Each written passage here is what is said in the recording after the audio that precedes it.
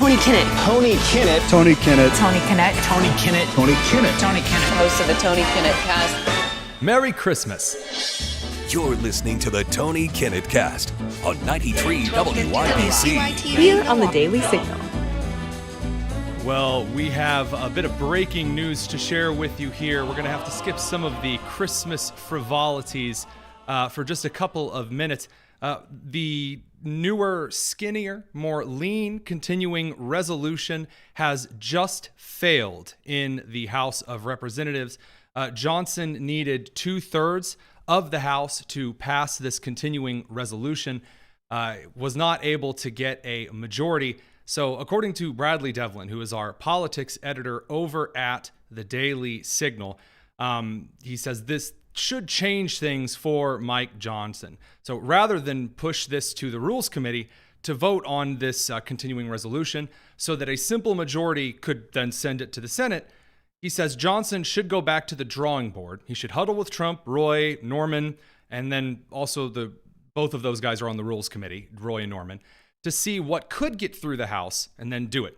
And then allow Senate Majority Leader Chuck Schumer and President Biden not to act. Because this is all where things come down to brass tacks, because your taxes are going to be going up at this particular continuing resolution. All that needs to be done is the standard day-to-day costs of the federal government, according to prior agreements, need to be continued until the next calendar year. But that's not happening right now. That's not happening at all. At first, there was this 1,547-page monstrosity that included beyond the most insane garbage I have seen in some kind of continuing resolution bill.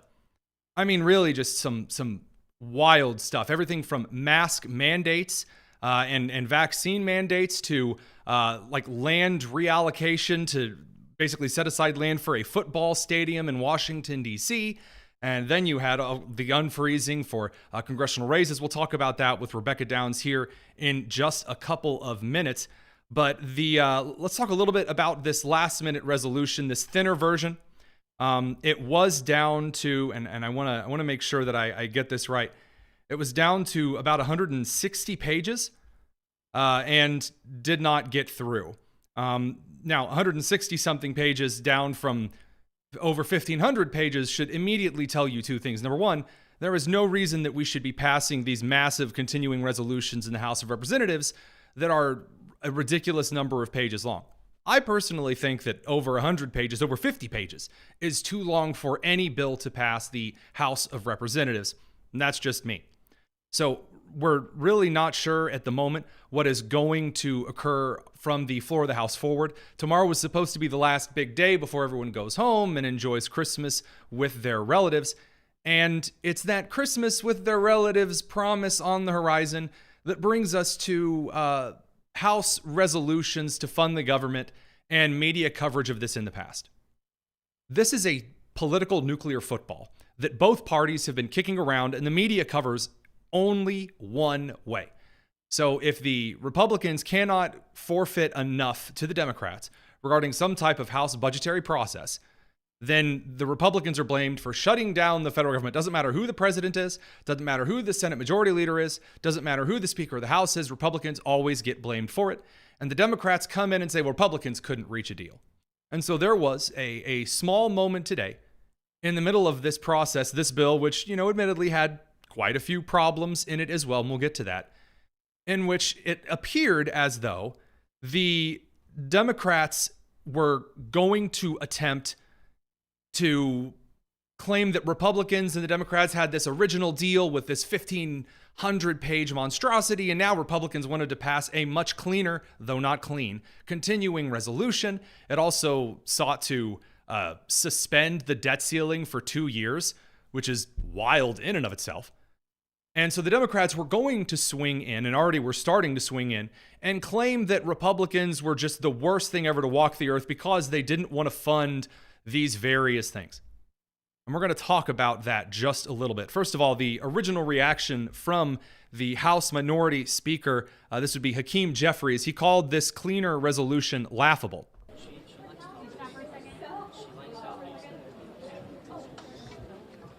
The Musk-Johnson proposal is not serious. It's laughable. Extreme MAGA Republicans are driving us to a government shutdown. I love how he tries to talk exactly like Obama. You can tell he stood in the mirror and he's trying to like channel his inner Obama, but it ain't working. Pushing aside the really awful ability to answer press questions in public. The problem that Hakeem Jeffries has is that the Democrats have all got their line together in this administration already. They're going to say that Elon Musk has his hand up Trump's intestine like a ventriloquist, and that Elon Musk is actually the super duper secret shadow president. Oh man, wow. And here's what's going to happen. You're going to have Elon Musk, super billionaire man, and he's going to do all the extra evil, super terrible stuff. We'll get to this in a few minutes, both with the goofballs over on The View, and not to mention some weird stuff from some of our Senate Democrats. They are trying very hard already, no matter what deal that the Republicans eventually do end up coming to before closing time. The Democrats, if they disagree with it, will actually be responsible for shutting the government down. And what they're going to try to do to kind of maneuver past this impending shutdown is suggest that, well, this all comes down to Republicans and Elon Musk and Donald Trump wanting to kill kids. So this last resolution was authored by Representative Tom Cole. He's from Oklahoma's 4th Congressional District. Now, you may have noticed that name is not Elon Musk or Donald Trump, but it's not going to stop the Democrats from trying to claim that everything now is responsible, or all of the problems, all of the bills, all the legislation are under the auspices of Elon Musk and Donald Trump. Why? Well, because Elon Musk and Vivek Ramaswamy, who are heading up this commission, this DOGE commission, Department on Government Efficiency, this amount of attention that has been cast on these massive omnibus bills that no one has read, except for some backdoor dealing, is really, really, really unpopular. So I want to play you a clip of Representative Neal losing his mind on the House floor this evening. It's really embarrassing. We reached an agreement. We came to modest achievements. And a tweet changed all of it?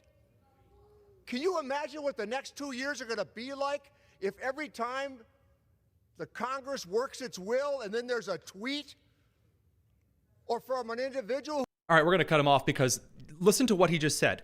He said, we made a bunch of backdoor deals that the public was not involved in. We made a bunch of compromises, a bunch of where the sausage is made, sneaky meeting deals. Because that's what Congress does, especially in this day and age. And they agreed on that. And then the bill got out in the public, and Elon Musk and Vivek Ramaswamy and the general public started complaining about it on the only social media app that matters, which is Twitter X, the only one that has growing traffic. And there was so much blowback, people started calling their representatives and saying, don't vote for this, it's garbage. How could you do backroom deals that go directly against your constituents? And Republicans started to change their mind. Democrats don't like that. Because if these House Democrats, if they can't work in the darkness, they can't work. They can't argue their positions in the sunlight. They scatter like roaches because their positions suck. So if that doesn't work, they have Elon Musk. What else do they have? That Republicans apparently hate kids with cancer. So Representative Wiley Nickel, which is not a cartoon cowboy name, I've been informed, he tweeted out, Republicans and President-elect Musk just blocked $9.8 billion in disaster relief for North Carolina. By killing the CR, they've denied our state crucial funding. And AOC says, oh, they're cutting health care to cancer research. Sawyer Hatchett said that Republicans are cutting $190 million from pediatric cancer centers. Sam Stein, Victor Shi, Chris Hayes, leftist journos were whining about the same thing. They did the meme. I made a meme a little while ago that this is how bills work. There's the Save the Puppies and the Inject Orphans with Heroin Act. And so Republicans will look at the bill and go, my God, I'm not going to vote to inject kids with heroin. That's insane. And then the media will be exactly 15 minutes later, Republicans vote to starve puppies. Because that's exactly how this goes. And it took them about 15 minutes. And now what's going around, what's trending on some of the social media left-wing sides of things, is that Republicans are desperately trying to slash child care cancer research, as though the Democrats haven't had control of the House and the Senate or a close enough majority that they could have put a clean bill forward just funding child cancer research. They could have done that anytime. Probably would have gotten a lot of Republicans to sign on to it, send it over to the Senate, get it up to Biden, a little bit of a signature, and presto. By the way, Biden has the authority to just drop $1 billion worth of aid to Africa. Why can't some of that money to go to child cancer research? Interesting stuff. There's an entire mess about Chip Roy and Donald Trump and Senator J.D. Vance and all of this stuff regarding what people think should be in the continuing resolution, what shouldn't. Since this continuing resolution fell apart with chaos at the moment in the House Republican caucus, we're going to wait just a little bit to really dig into the analysis of what the pundit and radio and TV host would like to see in the bill, because there is more news that is going on. And while the media is only going to cover House Republicans are going to shut the government down, there's a lot else that's going on that you need to pay attention to. So we're going to come back to that in a second. Don't go anywhere. It's the Tony Kinnett Cast.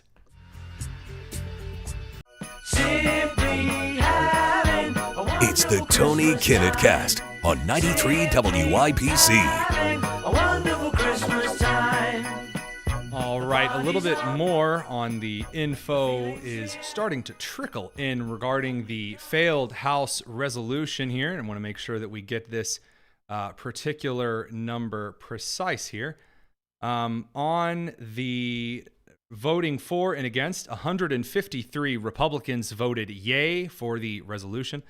31 voted no. And then 35 did not. That's actually not the right number. Let me get the updated statistics here. That was mid-vote. Lot of stuff. So the bill failed. 174 for it, 235 against it. About 30 Republicans voted against the measure. So now we're heading into some very tricky territory. Now, is it tricky territory because, the government isn't funded and it's shut down, that the entire country is going to collapse and, we're going to have planes falling out of the sky and all of our soldiers are not going to get paid? No, that's not going to occur. That's not how that works. But there are a lot of individuals that on the left think that's exactly how it works. Maybe because our current Department of Defense, for instance, has no idea how many troops we have in certain regions of the world. Here is the United States Department of Defense admitting today, I can't even believe it, that we had 1,000 more troops on the ground in Syria than we had originally thought. As you know, we have been briefing you regularly that there are approximately 900 U.S. troops deployed to Syria. In light of the situation in Syria and the significant interest, we recently learned that those numbers were higher. And so asked to look into it. I learned today that, in fact, there are approximately 2,000 U.S. troops in Syria. As I understand it, as it was explained to me, these additional forces are considered temporary rotational forces that. First of all, if you are an officer and you don't know where your temporary rotationals, if you don't know where the troops that you have out on maneuvers are, you're an awful officer. You're horrible. You are garbage, patent garbage. The idea that the Department of Defense had no idea that we had more than 900 sets of boots on the ground in Syria at a time when, the Syrian government is falling, moving from a brutal dictator to a Shia insane terrorist group. Moving from bad to bad. And we don't know if we have troops on the ground there. Gee whiz. I'm starting to kind of consider that, maybe when these people say that Pete Hegseth isn't qualified to be the Secretary of Defense, that these are the people that need to shut their mouths. That if having a couple of stars on your epaulets suddenly means that you're allowed to not have any idea the most basic thing that an officer should be cognizant of, what you are charged with upholding, what you are charged with overseeing, where those resources are. Forget what they're doing, where those resources are. That is insane. Now, when we say the Pentagon fails its audit like every year and can't account for money, that's one thing.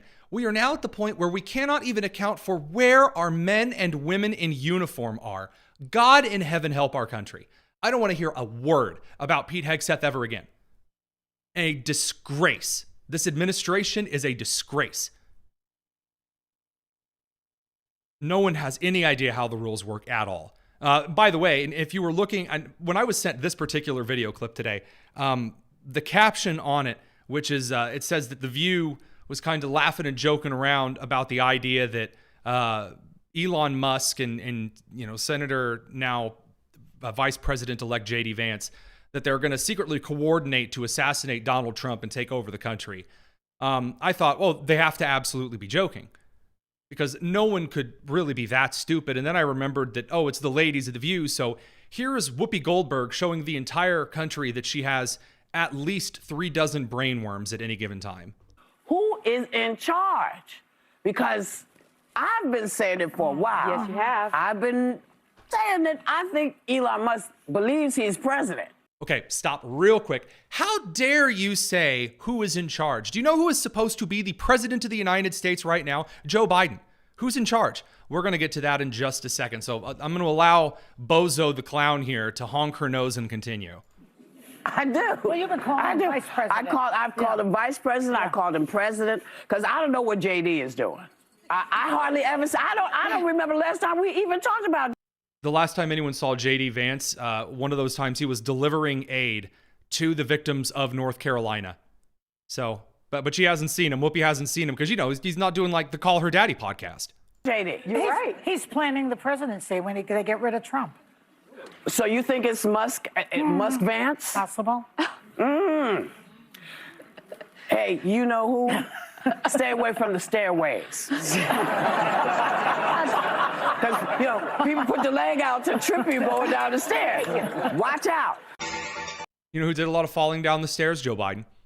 Sorry, I just wanted to, remind everyone that he's currently the president of the freaking United States of America. But, good friend, fantastic times there.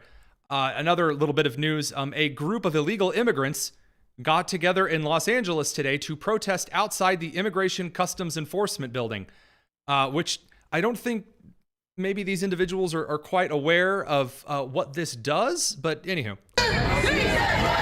Hundreds of pro-migrant protesters outside the ICE Federal Detention Center in downtown LA demanding a sanctuary ordinance in every city, wearing shirts and holding signs against President-elect Donald Trump's plans for deportation. And you know what's really funny about this? If the Democrats are suggesting that it's going to be like really difficult for Tom Homan to go find the illegal immigrants, gathering in one central area and yelling, "We are illegal, we are here to stay," and whatever other garbage they were chanting, kind of makes it really easy to round them up and just like throw them back over the border. just saying, maybe think that one through. Speaking of thinking things through, Fani Willis, the district attorney down in Fulton County, that'd be Atlanta, Georgia, has been disqualified from the Trump election interference case. And that would mean that all of the Trump lawfare cases have now completely collapsed. It is so over for those particular cases. And by the way, it's not just Fani Willis who's been removed from those cases. It's the entire Fulton County DA's office has been booted off the case. Now, why has she been kicked off the case? Well, because she took lots of money and she had sex with people that she assigned to the case. Now, why do I bring up that she, took a lot of money and had sex with those in the employ of her office? Well, because, that's right. She was bragging when she was running that she wouldn't do those things. Because they deserve a DA that won't have sex with his employees. Ooh. Because they deserve a DA that won't put money in their own pocket when it should go to benefit children. Because we deserve better. Fantastic. I love it so much. This is the greatest timeline in U.S. history. We have not the time at the moment to touch on the Wall Street Journal and the New York Times and journalists like Chris Kaliza coming to some deep emotional apologetic moments. We're going to touch on that after we talk to Rebecca Downs, because we're going to dig in a little bit more to this President Elon Musk thing with Rebecca Downs from townhall.com. Stick around. It's the Tony Kinnett Cast. This is the Tony Kinnett Cast on 93 WIBC. Back to the Tony Kinnett Cast here on the Daily Signal, coming to you on the radio, the TV, the streaming service, wherever you're at. And we're joined by Rebecca Downs, the web editor over at townhall.com this fine evening, because she's got a little bit of an article overlaying some of the wilder conspiracy theories, at least that I've seen in a hot minute. Now, Rebecca, just to get right to the down low here, who is the current president of the United States, or at least who's supposed to be the president of the United States right now? Sure, Tony. Thanks for having me. So it's supposed to be President Joe Biden, right? We're told he's the president. All right. So if it's not Joe, because there's a conspiracy theory, it's somebody else right now, which I kind of thought a lot of people on the right believed for a while. But let's put that aside. If it's not Joe, I've said before on the show, you've said in your writing before, that a lot of the international community is starting to pretend that someone else is the president right now. And that would be, of course, President-elect Donald Trump. He's supposed to take office in just over a month. Exactly. But that's not what the conspiracy theory is. It's not that Biden's the president, or that Biden's cabal or Obama or Pelosi is the president. It's not even that Donald Trump is the president right now. According to this article that you've written, as well as some wild tweets from individuals like Senator Elizabeth Pocahontas Warren, apparently Elon Musk is the current shadow president of the United States. What? So last night, Elizabeth Warren put out a tweet that Elon Musk is the co-president. She was talking about it in the context of how she's written a letter to Trump. She wrote him a letter on Monday about how she's concerned about Elon Musk's supposed conflicts of interest with all the companies he has, being an innovator, and he's got all these great companies. And he's, he helped Trump get elected, and he's going to be involved in Doge. Well, we didn't just hear that to do with those conflicts of interest, or those supposed conflicts of interest. I've seen Congressman Maxwell Frost of Florida, Congressman Mark Pocan of Wisconsin, as well as Congressman Dan Goldman of New York, call Musk the co-president in the context of how, right, we had this CR, the text of the CR, over, 1,500 pages long?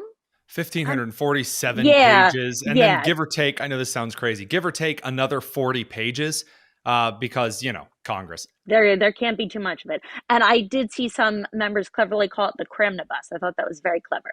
So there were concerns about this bill, specifically that it gives members of Congress a 40% pay increase. Now, I've seen our own Kurt Schlichter, he's a top columnist at Town Hall, talk about how maybe we can have that conversation, especially because congressmen, they have to maintain the office and a home in DC, as well as in their districts. Really more of an unfreezing of a former pay freeze that was back in 2009. And there's a lot of stuff. We've dug through all of the wonderful bits and bobs of various complex pieces of garbage in this bill. The wild thing here is that everyone, including, according to your article, you've got like Democrat congressmen in Florida, and then you've got a Representative Mark Pocan from wherever he's a character, Wisconsin. Yeah, all of these strange Representative Becca Balint, all of these strange individuals who are throwing fits upon fits because Elon Musk, they are claiming, stopped this bill single-handedly. Now, why are they saying he stopped this bill? I don't understand what the connection. I mean, I understand where their theory is coming in, but help me break it down. How did he stop this bill? Sure. So he used his platform and his influence over X and communicated problems with the CR. He put out a lot of tweets. I stopped counting when I got to oh my gosh, I stopped counting. There's just so many of them. He posted all throughout Wednesday all these problems. He also reposted concerns from other X users. And he really used his voice, and he amplified the voice of the American people, as he likes to remind, that people have problems with this bill, that they even want to see members who vote for it be primaried in 2 years. And I know, Tony, you've talked a lot about the importance of primaries. And if members vote for bills that we don't like, we have the option of voting them out, either in the primary or the general election. So they didn't like that he dared to tweet against the bill, and then Trump later came out against it. He exposes things in the bill that he doesn't like. Exactly. He amplifies things that he doesn't like. Yeah, and then he didn't write that the bill. Embarrasses and shames representatives in Congress to desire voting against this continuing resolution. Yeah, where's the illegal part? Where's the bad part? I'm sorry. I mean, don't we do this all the time? Isn't this like, aren't these bills ours? Like, as the people, isn't that bill in Congress mine? It's not theirs. It's mine. I am the people affected by the bill. Why am I not allowed to know what's in the bill? What's the big McProblem over here? Well, with Elon Musk, Democrats have found an immigrant they don't like, right? Because I think that's one way of looking at it. I really want to underscore, Tony, I don't think it's gotten enough attention. Annie Kuster, she's a Democratic congresswoman, I believe from New Hampshire's 2nd District. She was quoted in Axios. Axios even had to do a mini fact check, kudos to them, about how she said, Musk isn't even American, he doesn't understand our system. Or she said he doesn't understand our democracy. Well, he became an American citizen. I believe it was over 20 years ago. Also, she doesn't understand our system then. We don't even live in a democracy. We live in a constitutional republic. And I, for one, am tired of this democracy narrative. I'm just amazed at how quickly conspiracy theories that were mocked like 15 minutes ago as, oh, how could you suggest that Biden isn't the one in charge? Now, all of a sudden, Biden is still the president of the United States, God help us. officially. That all of a sudden, it was okay after the 2024 election. Now we can question elections again. It's totally fine to question it. And then, oh yeah, of course you can suggest that someone else is the super secret shadow president or whatever. I mean, it really is funny. I don't seem to remember any of these qualms when it's Jeff Bezos and Bill Gates and some of the other billionaires on the left. But whenever there's an individual who moves over to the right, all of a sudden their influence is like extremely dangerous. Any yellow flags popping up for this for you? Oh, yeah. And I think it's very immature, right? Because that's how immature people who are arguing over texting or in the comment section over Twitter, that's how they behave, right? It's bad enough to not have your best arguments online, but to be a duly elected member of Congress, you serve people in Congress. Get out of here with that nonsense narrative. I do want to clarify, at least in this particular point in time. I'm disappointed in a good, I'll say 70% of Congress who have decided to, like the rest of the comment and punditry and editors and people like us who get out here and we hash out the stuff in the public square, they have decided to make it their life's goal to join us on social media and argue all of this stuff in the open. So, of course, in your article, you point out all of these congressmen and congresswomen who just are embarrassing themselves by making up these theories and these arguments, of course. But also on the other side of the aisle, you have people who are, again, complaining about the congressional raise and just about this bill. And you've got like Dan Crenshaw duking I knew it out you were with, going to go. I knew you were going to go there. Young guys in their 20s and like calling them like dumb incels if you disagree with them. And I'm like, oh man, we are just going to hit the circus before Christmas. Barnum Bailey's back in town. Yeah, I don't know your rules about being able to curse on the air. I imagine you can't. There were so many curse words. I think the F-bomb was dropped like 2 or 3 times in his tweet. He talked about incels while using the F word. Like, that's gamers who are 14 years old. That's what I think of. Now, to be fair, I want to be fair. I don't think the person who put out the tweet, I think he made kind of a really big claim.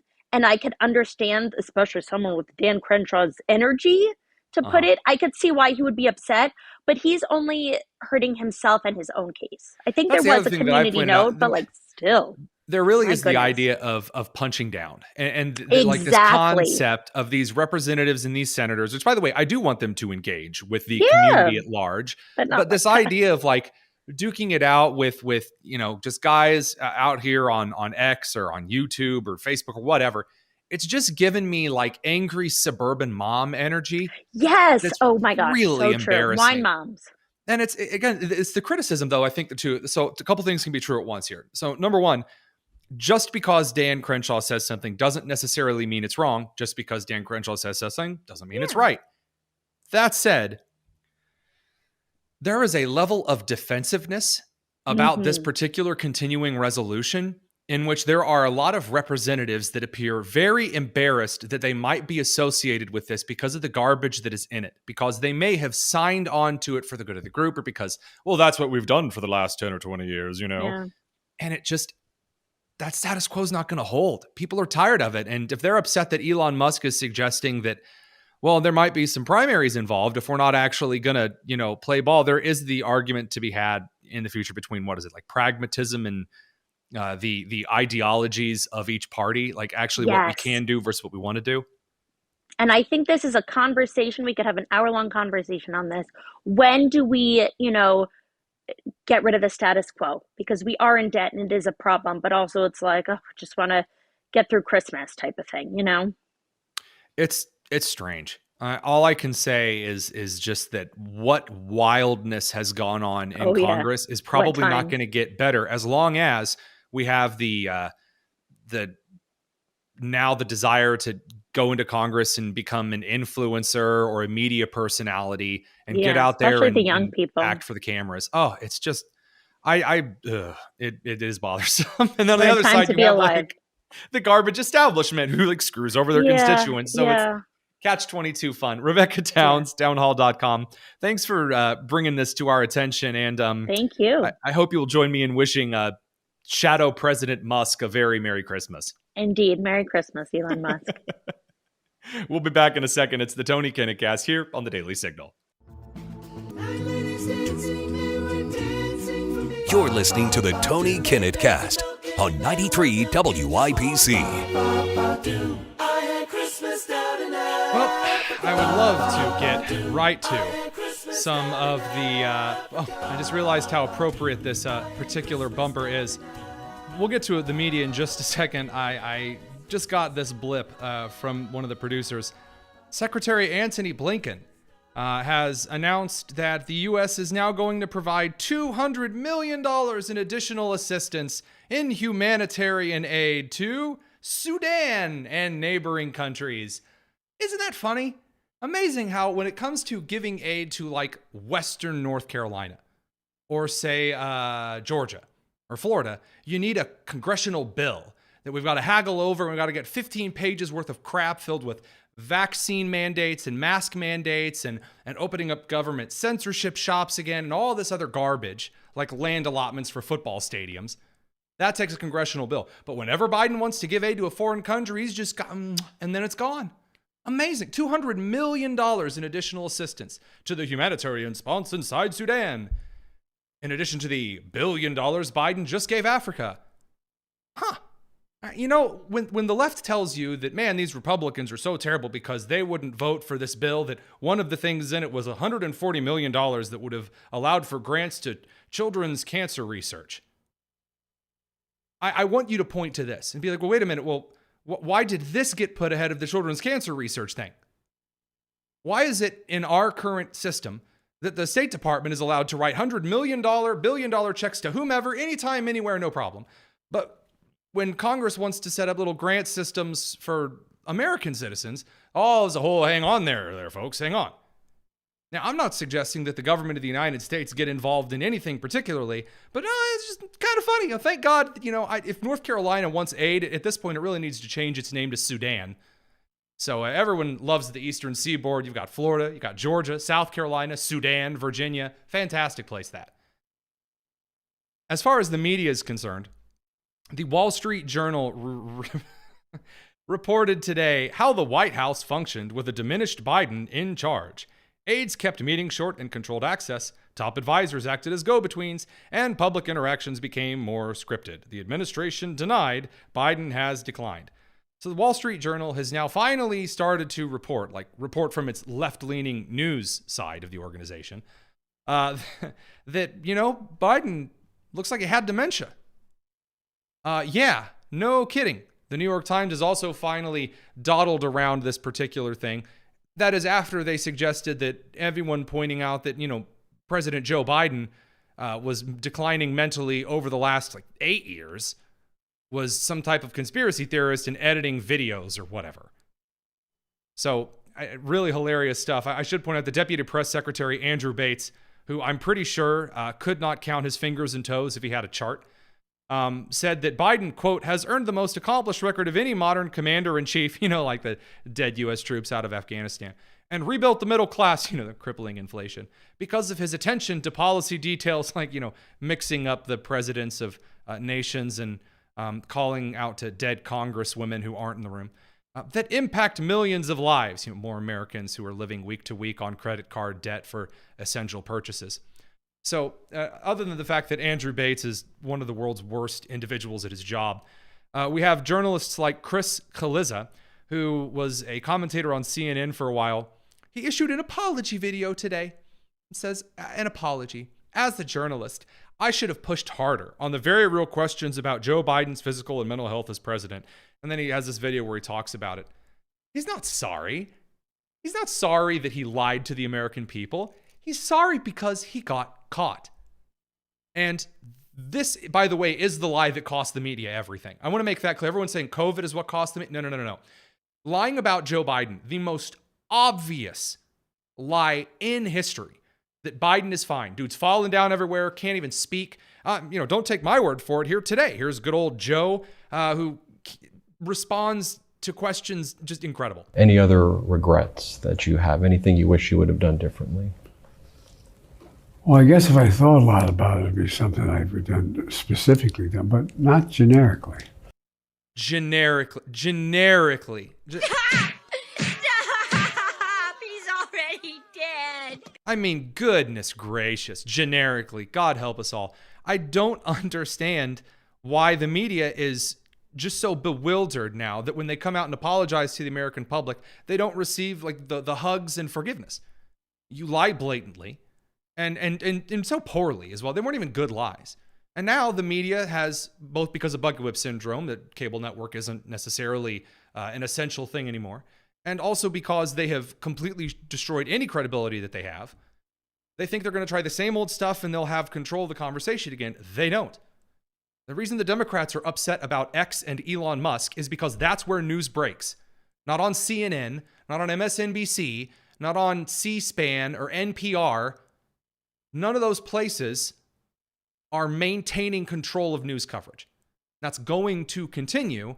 And so that brings us to tomorrow, which we'll be back for some exciting last-minute resolution fistfights. It's going to be real special. We'll have a little bit more info on that giveaway as well. So come on back tomorrow. This has been the Tony Kinnett Cast here on the Daily Signal, nationally syndicated first on 93 WYBC.